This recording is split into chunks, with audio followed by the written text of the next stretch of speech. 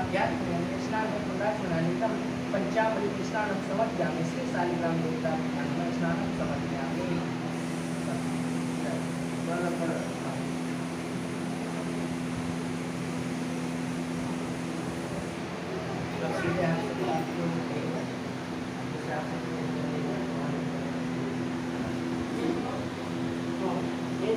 पाद्यात्म्यं स्नानं पुनराचमनानितं शुद्धं जलं समर्पयामि श्री शालिग्राम देवताभ्यां। श्री शालिग्राम देवता इदं पुष्पवस्त्रं समर्पयामि श्री शालिग्राम देवताभ्यां। इस वाले में नीचे ऊपर की तरफ शालिग्राम नीचे से ऊपर की तरफ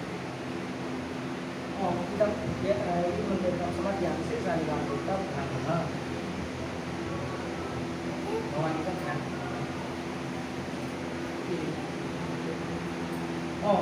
शांताकारं यज्जनपद्मं स्वाधारणं एकवर्णं स्वागतं लक्ष्मीकान्तं कमलयनं योगविज्ञानकान्तं वन्दे विष्णुभवयनं सर्वलोकैकनाथं।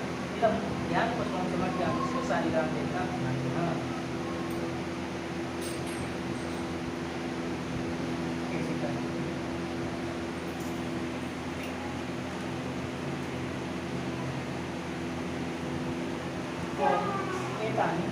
एक पुष्पांजलि समर्पयामि श्री शालिग्राम देवताभ्यां।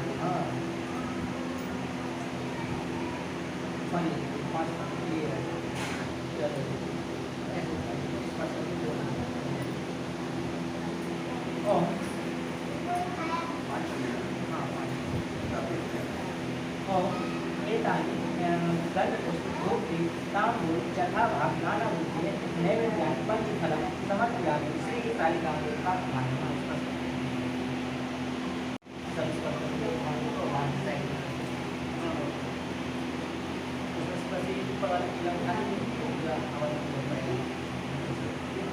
बाकी सारे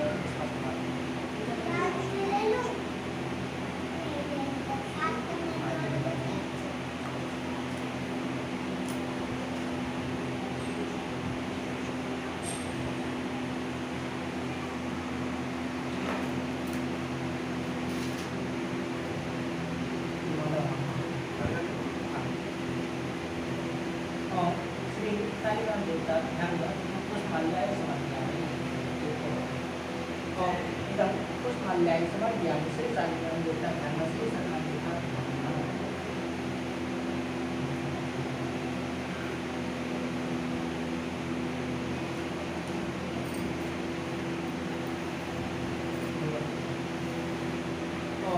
एतानि धूपी तांबूल जथाभाव नानाविधे धूपं दर्शयामि श्री सर्वदेवताभ्यां।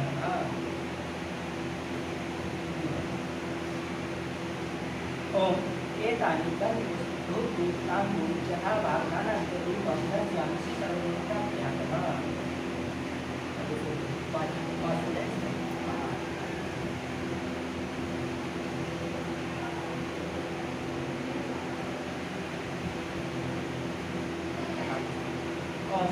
इदं पुष्पं समर्पयामि श्री शालिग्राम देवताभ्यां। पंचपुष्पं समर्पयामि।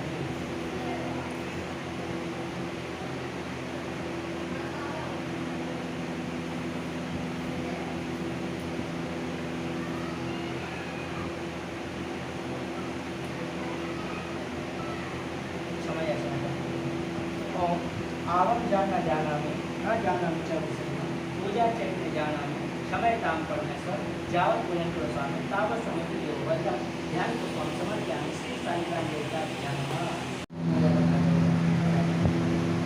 एक समय की बात है, व्यासवाचक व्यास जी ने कहा, एक समय नैमिषारण्य तीर्थ में स्वर्गादि आदि सभी ईश्वर तथा मुनियों ने प्राण शास्त्रा के बेटा श्री सूत जी महाराज ने पूछा।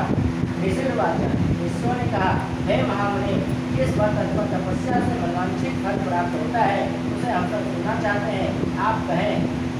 शुद्धवाचक श्री सूत जी बोले, इसी प्रकार देवर्षि नारद जी द्वारा पूछे जाने पर भगवान कमलापति ने उसे जैसा कहा था उसे कह रहा हूँ, आप लोग सावधान होकर सुने।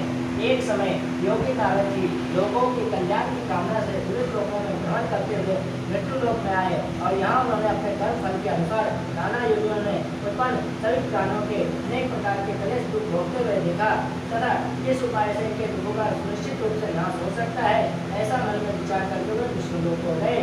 वहाँ 4 भुजा वाले और शंख चक्र गदा पाद तथा वनमाला से विभूषित शुद्ध भगवान श्री नारायण के दर्शन कर उन देवादि देव की स्तुति करने लगे।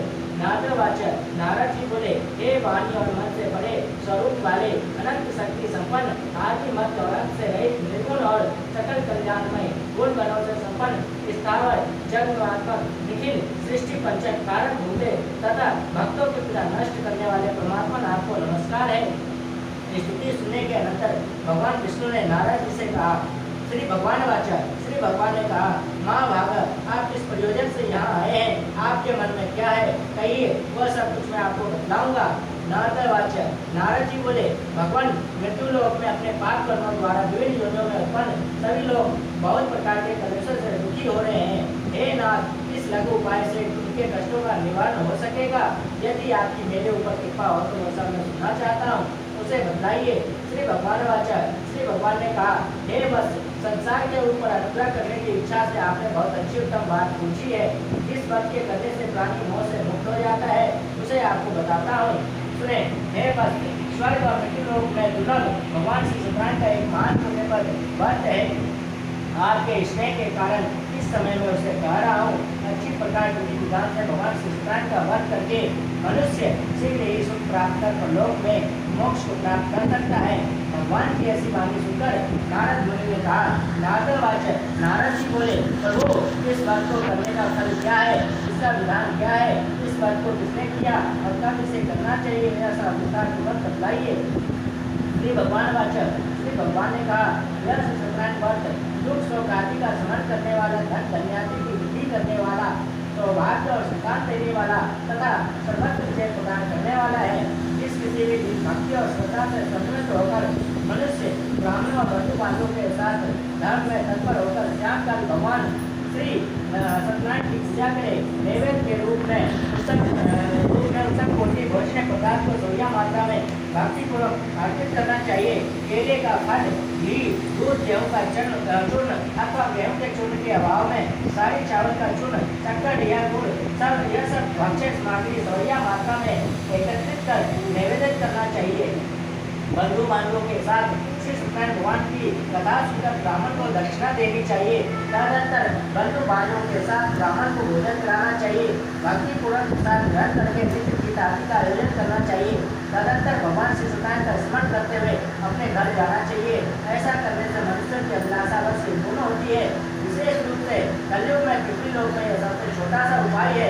लेखा खंड प्रथम अध्याय संपूर्ण श्री सत्यनारायण भगवान की जय।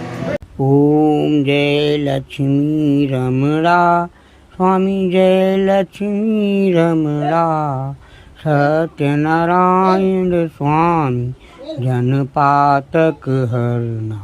ओम जय लक्ष्मी रमणा रत्न जड़ित सिंहासन अद्भुत छबिराजी नारद करत निरांजन घंटा ध्वनि बाजी। ओम जय लक्ष्मी रमणा प्रगट भई कलि कारण तुझको दरस दियो बूढ़े ब्राह्मण बनकर कंचन माल कियो। ओम जय लक्ष्मी रमणा दुर्बल भील करार जिन पर कृपा करी चंद्रचूर्ण एक राजा तिनकी विपति हरि। ओम जय लक्ष्मी रमणा वैसे मनोरथ पायु सदा तज दीनी सो फल भोग्यो प्रभु जी फिर अस्तुति कीनी। ओम जय लक्ष्मी रमणा भाव भक्ति की कारण छिन छिन रूप धर्यो सजा धारण की तिनके काज सरयो। ओम जय लक्ष्मी रमणा। ग्वाल बाल संग राजा मन में भक्ति करी। मन वांछित फल दीनो दीन दयाल हरि। ओम जय लक्ष्मी रमणा। चरत प्रसाद सवायो कदली फल मेवा। धूप दीप तुलसी से राजी सतदेवा। ओम जय लक्ष्मी रमणा। श्री सत्यनारायण जी की आरती जो कोई नर गावे। कहत शिवानंद स्वामी मन वांछित फल पावे। ओम जय लक्ष्मी रमणा। सत्यनारायण भगवान की कथा लोक में प्रचलित है। हिंदू धर्मावलंबियों के बीच सबसे प्रतिष्ठित व्रत कथा के रूप में भगवान विष्णु के साथ स्वरूप की सत्यनारायण व्रत कथा है। कुछ लोग मनौती पूरी होने पर कुछ अन्य नियमित रूप से इस कथा का आयोजन करते हैं।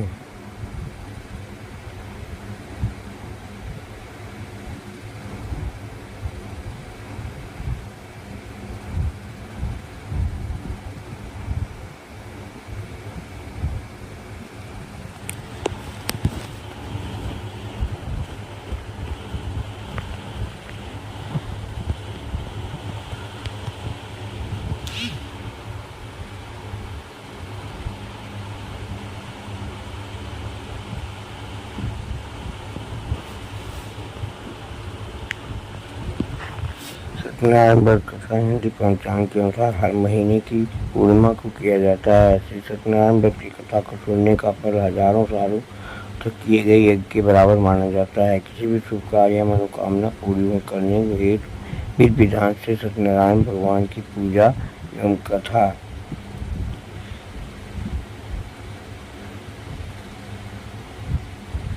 की कथा करवाई जाती है। शास्त्रों के मुताबिक ऐसे माना गया है कि इस कथा को सुनने वाला व्यक्ति व्रत रखता है तो उसके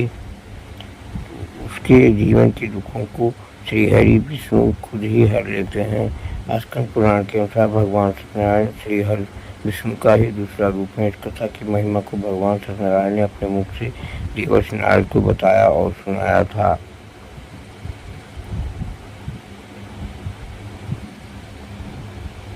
सत्यनारायण कथा की पूजा विधि। सत्यनारायण व्रत कथा हिंदी पंचांग के हर महीने की पूर्णिमा को किया जाता है। सत्यनारायण व्रत की कथा सुनने का फल